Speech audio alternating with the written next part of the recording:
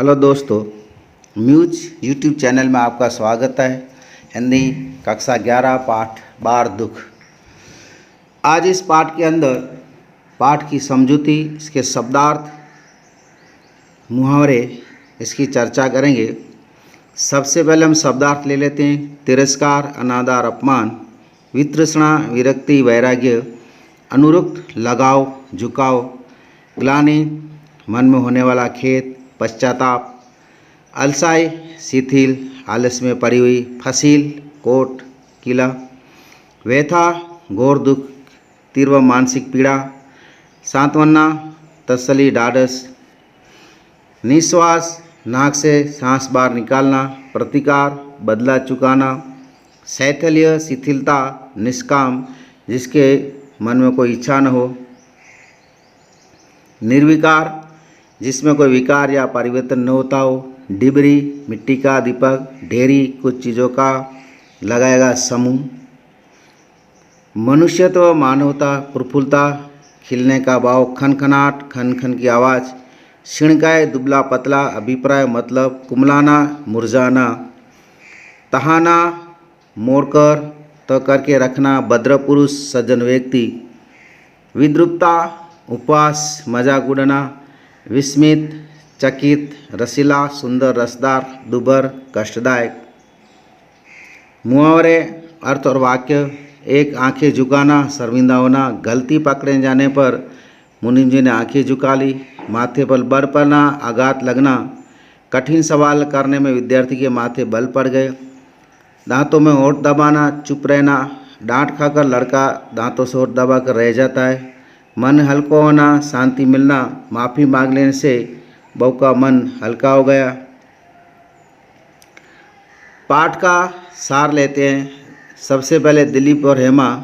दिलीप और हेमा पति पत्नी है। हेमा दिलीप की चाहती है, वो हेमा की आवश्यकता से अधिक आदर करता है। उसने उसे पूरी स्वतंत्रता दे रखी थी, उससे कहीं कोई कष्ट नहीं होने देता।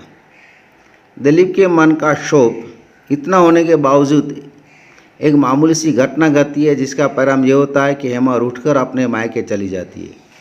होता यह है कि एक दिन दिलीप उसकी सहेली के साथ सिनेमा देखने चला जाता है। इससे दुखी होकर हेमा दिन भर उससे रूठी रहती है। अगले दिन रूठकर वो अपने मायके चली जाती है। इससे दिलीप का मन क्षोभ से भर जाता है। मिंटो पार्क में दिलीप कुछ देर बैठक में चिंतामग्न बैठा रहता है कि फिर अकेलेपन से छुटकारा पाने के लिए वो शहर के मिंटो पार्क की ओर चला जाता है। सुनसान सड़क पर खोमचे वाला दिलीप इस पार्क के लिए रवाना हुआ था। 6 बजे और अब 9:30 बज चुके थे। वो घर लौट पड़ता है। रास्ते में इतनी रात के अंधेरे में एक भोला भाला खोमचे वाला लड़का पकौड़े की ढेरियाँ लगाए बैठे दिखाई देता है। दिलीप बच्चे पर हम कहकर 8 पैसे में उसकी सारियाँ ढेरियाँ खरीद लेता है। दिलीप 8 पैसे में बच्चे का पूरा सौदा खरीदकर उसकी थाली में 1 रुपया डाल देता है। बच्चे के पास बाकी पैसे लौटाने के लिए पैसे नहीं, इसलिए दिलीप को उसकी झोंपड़ी तक जाना पड़ता है। पर बच्चे के घर में लौटाने के लिए पैसे न होने के कारण दिलीप उसे पूरा रुपया एक रखने के लिए कहता है। बड़ी मुश्किल से बच्चे की माँ इसके लिए राजी होती है। झोंपड़े के अंदर दिलीप देखता है कि झोंपड़े के अंदर माँ बच्चे को नमक के साथ सूखी रोटी खाने के लिए देती है। बेटा सूखी रोटी खाने से ना नुक्कर करता है, कहता है कि रोज़ रोज़ रूखी रोटी। माँ उसे पुचकार कर उसे वादा करती है कि वो सुबह उसे दाल जरूर खिलाएगी। बाबू दिलीप उसे 1 रुपया दे गए हैं, फिर बच्चा रोटी खा लेता है। रोटी और माँ बेटा। अब बेटों को अपनी माँ के खाने की चिंता होती है। वो उससे पूछता है, माँ तूने रोटी खा ली? माँ के हाथ में खाली अंगोछा है और रोटियाँ ख़त्म हो चुकी है। वो कहती है कि उसे भूख नहीं है, वो खा ले। बच्चा घर की हालत से परिचित है। वह अपनी रोटी में से 1 रोटी माँ को देकर कहता है, 1 रोटी तू खा ले। माँ बेटे को पुचका कर कहती है कि उसे सुबह देर से खाया था, उसे भूख नहीं है, वो खा ले। दिलीप गरीबी का ये दृश्य नहीं देख पाता और वहाँ से चला जाता है। दिलीप अपने मकान पर। दिलीप भरे दिल से अपने मकान पर आ जाता है। नौकर उसे से पता चलता है कि दो भद्र पुरुष आए थे, भद्र सज्जन पुरुष आए थे, कुछ देर बैठकर चले गए। उसने उनका नाम भी बताया। तब दिलीप का एक छोटा भाई एक लिफाफा दे देता है और कहता है कि भाभी ने ये पत्र भेजा है।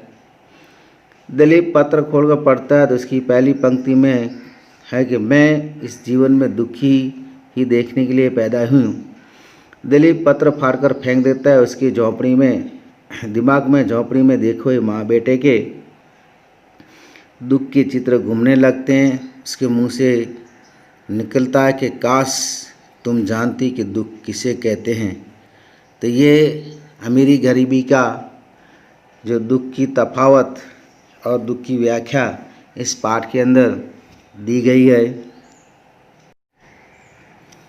ये व्याकरण के कुछ प्रश्न हैं जिसमें समानार्थी शब्द, विरोधार्थी शब्द, समास का विग्रह करके समास का प्रकार लिखना, शब्दों में से उपसर्ग को पहचानना, शब्द में से प्रत्यय को पहचाना।